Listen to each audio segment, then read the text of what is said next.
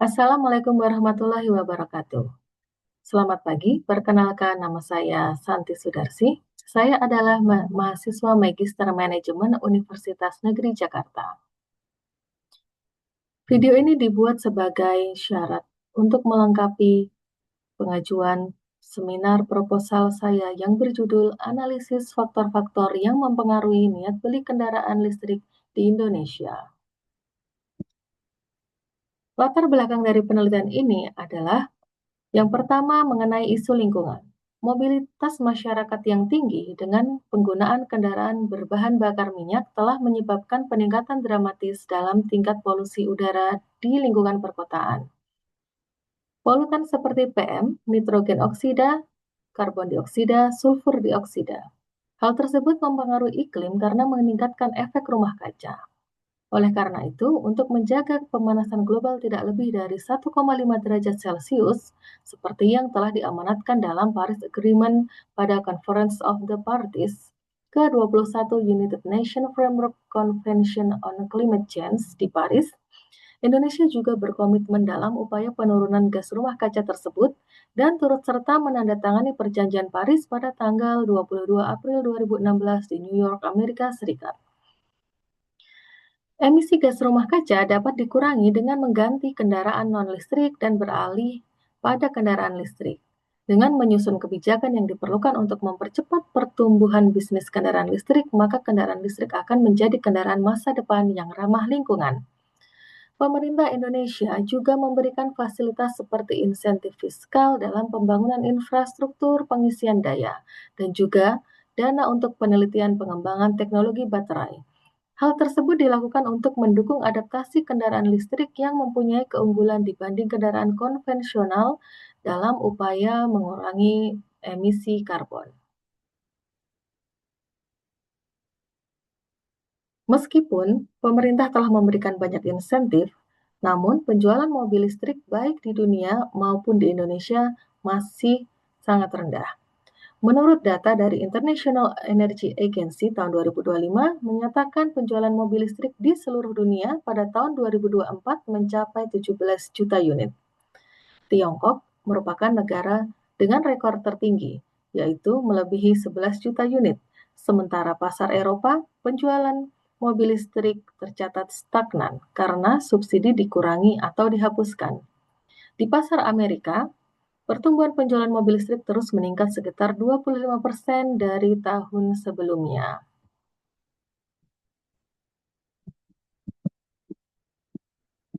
Di luar ketiga pasar utama ini, ada peningkatan penjualan hingga mencapai 1,3 juta unit mobil listrik di seluruh dunia.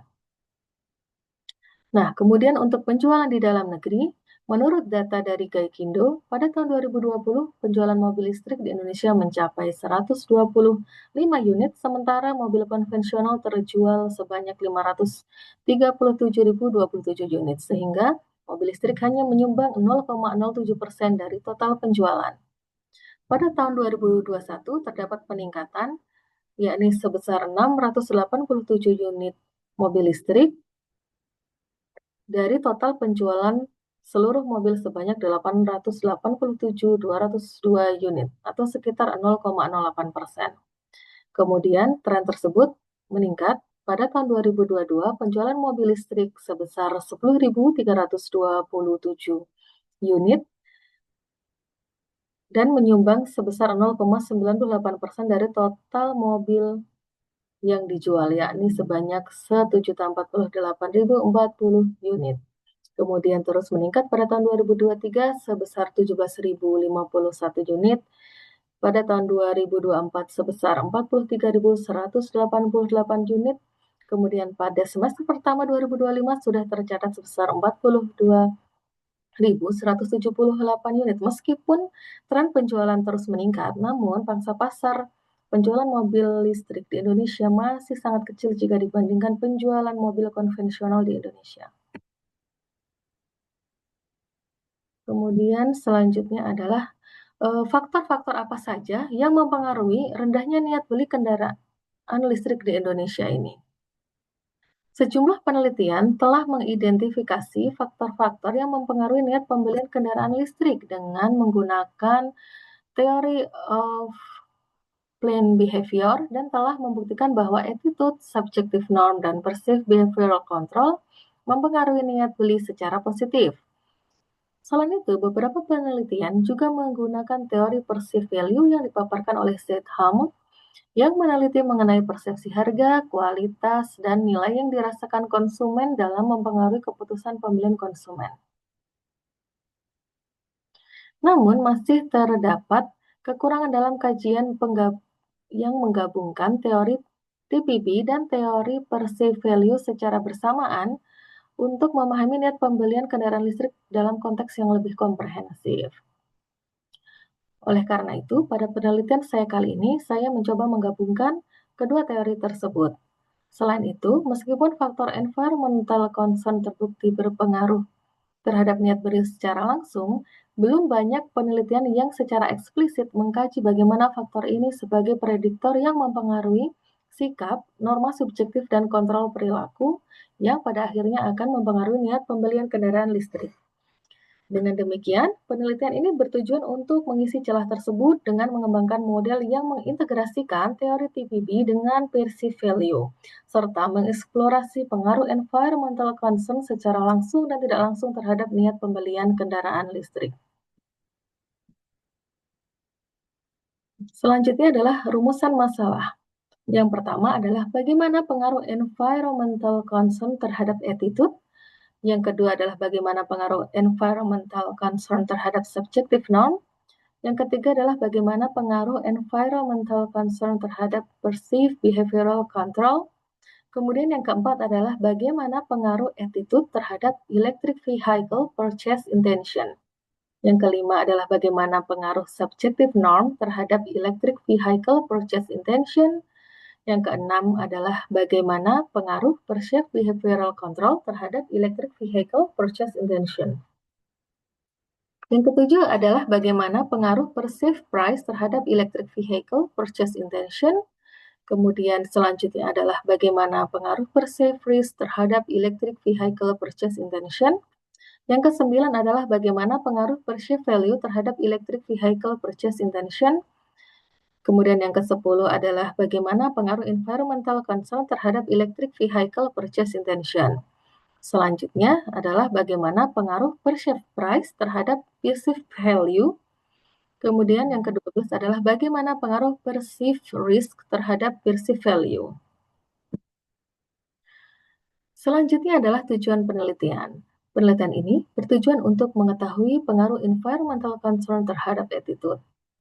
Kemudian untuk mengetahui pengaruh environmental concern terhadap subjective norm, mengetahui pengaruh environmental concern terhadap perceived behavioral control, mengetahui pengaruh attitude terhadap electric vehicle purchase intention, mengetahui pengaruh subjective norm terhadap electric vehicle purchase intention, mengetahui pengaruh perceived behavioral control terhadap electric vehicle purchase intention. Kemudian juga untuk mengetahui pengaruh perceived price terhadap electric vehicle purchase intention, kemudian mengetahui pengaruh perceived risk terhadap electric vehicle purchase intention. Selanjutnya juga untuk mengetahui pengaruh perceived value terhadap electric vehicle purchase intention.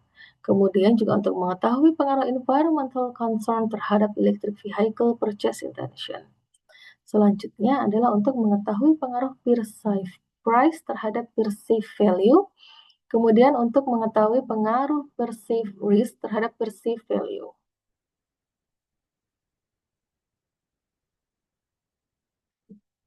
Manfaat yang diharapkan dengan penelitian ini adalah yang pertama adalah memberikan insight bagi para praktisi pemasaran dalam menyusun rancangan strategi komunikasi pemasaran yang lebih efektif.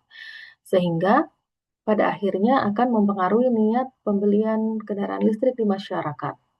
Dan pada akhirnya akan meningkatkan jumlah pembelian kendaraan listrik. Yang kedua adalah penelitian ini diharapkan berkontribusi bagi pemerintah selaku pihak yang mengeluarkan kebijakan agar lebih memahami faktor yang mempengaruhi pembelian kendaraan listrik. Hal tersebut bertujuan agar kebijakan yang dibuat tidak hanya berfokus pada insentif finansial sosial dan pengembangan teknologi, namun juga memperhatikan faktor sosial agar meningkatkan dukungan sosial dan kepercayaan publik. Yang ketiga adalah masyarakat diharapkan semakin peduli dengan efek pemanasan global dan berkontribusi dalam mengurangi efek pemanasan global dengan meningkatkan pembelian kendaraan listrik sebagai kendaraan yang ramah lingkungan. Kemudian yang terakhir adalah penelitian ini diharapkan memberikan kontribusi terhadap literatur pemasaran terkait perilaku konsumen terhadap produk hijau. Penelitian ini juga mengembangkan aplikasi dari teori of planned behavior dalam pembelian kendaraan listrik. Selain itu juga memberikan wawasan baru tentang peran perceived price pada niat beli konsumen di pasar Indonesia. Landasan teori yang digunakan dalam penelitian ini ada tiga. Yang pertama adalah teori perilaku terencana atau teori of planned behavior yang dikemukakan oleh Atseng pada tahun 1991. Atseng menyatakan bahwa niat dipengaruhi oleh tiga faktor, yaitu sikap atau attitude, kemudian norma subjektif atau subjective norm, dan yang ketiga adalah tingkat kontrol perilaku atau perceived behavioral control. Kemudian teori yang digunakan selain TPB adalah teori perceived value yang dikemukakan oleh Valery Zithamel pada tahun 1988. Zithamel menyatakan bahwa nilai yang dirasakan oleh konsumen muncul dari keseimbangan antara manfaat yang diterima dan pengorbanan yang dikeluarkan, baik dalam bentuk harga, waktu, maupun usaha. Kemudian yang ketiga adalah teori sosial kognitif dari Albert Bandura pada tahun 1999. Ia menyatakan bahwa manusia bukan sekadar makhluk pasif yang dipengaruhi lingkungan, tetapi merupakan agen aktif yang mampu mengatur dirinya sendiri, memiliki keyakinan terhadap kemampuannya sendiri, belajar melalui pengamatan, dan berperan dalam interaksi timbal balik antara personal factor dan behavior dan juga environment atau lingkungan sosial. Selanjutnya adalah kerangka penelitian saya adalah seperti pada gambar berikut. Untuk hipotesis yang pertama, yaitu meneliti mengenai environmental concern berpengaruh positif terhadap attitude. Kemudian yang kedua adalah hubungan antara environmental concern dengan subjective norm. Hipotesis ketiga meneliti pengaruh antara environmental concern dengan perceived behavioral control. Kemudian hipotesis keempat meneliti pengaruh attitude terhadap electric vehicle purchase intention. Hipotesis yang kelima meneliti hubungan antara subjective norm terhadap electric vehicle purchase intention. Kemudian selanjutnya adalah meneliti pengaruh perceived behavioral control terhadap electric vehicle purchase intention. Kemudian juga meneliti pengaruh perceived price terhadap electric vehicle purchase intention. Kemudian juga meneliti perceived value terhadap electric vehicle purchase intention, kemudian meneliti perceived price terhadap electric vehicle purchase intention. Selanjutnya juga meneliti hubungan dari environmental concern kepada electric vehicle purchase intention, kemudian hubungan dari perceived price dengan perceived value, dan juga pengaruh perceived risk terhadap perceived value. Selanjutnya adalah pembahasan mengenai metodologi penelitian. Populasi dan sampel dalam penelitian saya adalah sebagai berikut. Populasi mengacu pada seluruh kelompok orang, peristiwa, atau hal-hal yang menarik yang ingin peneliti selidiki. Ini adalah sekelompok orang, peristiwa, atau hal-hal yang menarik yang peneliti ingin membuat kesimpulan berdasarkan statistik sampel. Dalam penelitian ini, populasinya yaitu calon pembeli kendaraan listrik. Kemudian, sampel dalam penelitian ini dipilih menggunakan teknik purposive sampling, yaitu pemilihan responden secara sengaja berdasarkan kriteria tertentu. Sampel dalam penelitian ini adalah penduduk perkotaan dengan penghasilan menengah ke atas. Ukuran sampel minimal berdasarkan rekomendasi dari Hare tahun 2021 yaitu 10 kali jumlah indikator terbesar dalam satu konstruk. Jumlah sampel dalam penelitian ini dihitung sebagai 10 kali jumlah indikator yaitu 32 dikali 10, yakni 320 sampel. Kemudian teknik pengumpulan data. Metode pengumpulan data yang digunakan dalam penelitian ini yaitu menggunakan kuesioner untuk mendapatkan jawaban langsung dari responden. Kuesioner yang disajikan dalam Google Form akan disebar melalui berbagai platform media sosial seperti WhatsApp, Telegram, Facebook, dan Instagram. Saya menggunakan skala pengukuran yaitu 5 tingkatan skala Likert dengan tingkatan sebagai berikut. Yang pertama adalah sangat setuju dengan skor 5, yang kedua adalah setuju dengan skor 4, kemudian netral dengan skor 3, tidak setuju dengan skor 2, dan sangat tidak setuju dengan skor 1.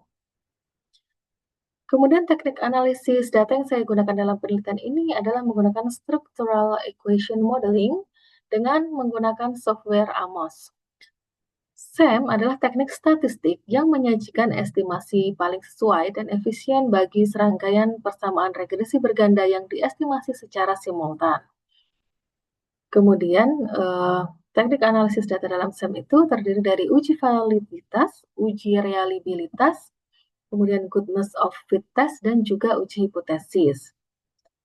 Yang pertama adalah uji validitas. Pengujian validitas dilakukan menggunakan metode confirmatory factor analysis atau CFA dengan melihat nilai loading factor. Sebuah indikator dikatakan valid apabila nilai loading factornya mencapai minimal 0,5. Kemudian yang kedua adalah reliabilitas. Reliabilitas ini diukur menggunakan Composite Reliability atau CR. Sebuah konstruk dapat disebut reliable apabila nilai CR berada di atas 0,7, yang menunjukkan bahwa seluruh indikator dalam variabel tersebut memiliki konsistensi tinggi dalam mengukur konsep yang sama. Kemudian yang ketiga adalah goodness of fit test. Terdapat beberapa indikator, yakni yang pertama R square atau chi square, yakni dikatakan baik apabila P nilainya lebih dari 0,05. Kemudian RMC atau root mean square error of approximation nilainya baik apabila berada uh, berada kurang dari 0,08 dikatakan sangat baik, atau jika kurang dari 0,05 dikatakan sangat baik. Kemudian selanjutnya adalah good of fit index atau GFI nilainya baik jika lebih dari 0,90. Kemudian juga ada norm fit index atau NFI nilainya baik apabila sama dengan atau lebih dari 0,90. Kemudian juga ada TLI atau Tucker-Lewis Index dikatakan baik apabila nilainya di atas 0,90. Yang terakhir adalah CFI atau Comparative Fit Index dikatakan baik apabila nilainya di atas 0,90 dan sangat baik ketika nilainya di atas 0,95. Pada pengujian hipotesis, untuk mengetahui apakah pengaruh atau hubungan antar variabel dalam model itu benar-benar ada atau signifikan, atau hanya terjadi karena kebetulan, maka signifikan itu jika t-value-nya berada di atas atau sama dengan 1,96 atau p-value-nya kurang dari sama dengan 0,05, maka H0 ditolak, kemudian hipotesis diterima, artinya ada pengaruh signifikan. Nah, demikian presentasi ini saya sampaikan. Saya berharap presentasi ini dapat memberikan informasi yang bermanfaat dan menambah wawasan bagi kita semua, juga dapat menjelaskan maksud dan tujuan dari rencana penelitian saya.